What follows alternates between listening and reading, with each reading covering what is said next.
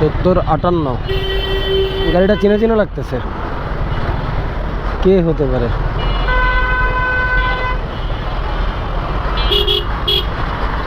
এটা খলিল ভাই।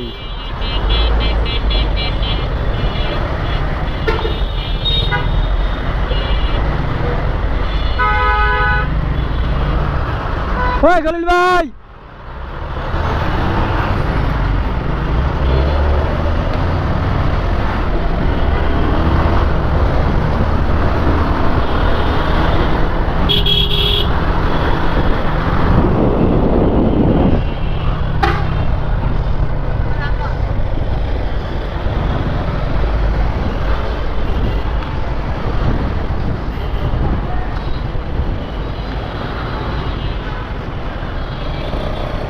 আসসালামু আলাইকুম।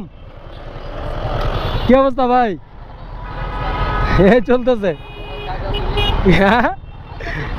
জামু জামু জামু কোনো একদিন, ওরা তো বাড়িতে। ওকে ভাই।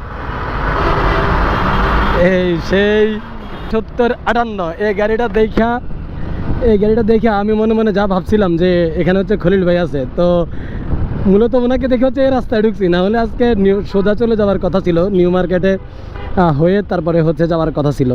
কি পরিবহনে বা খাগড়াছড়ির যত ড্রাইভার আছে অনেকে আছে যে হচ্ছে অনেক ভালো মনের মানুষ বা হচ্ছে অনেক উদার মনের মানুষ, কিন্তু খলিল ভাইয়ের সাথে আমার পরিচয় বেশ কয়েক বছর ধরে।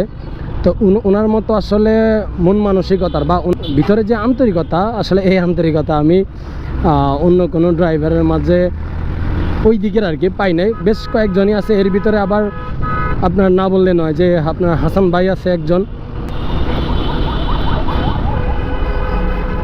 আল্লাহ হাফেজ।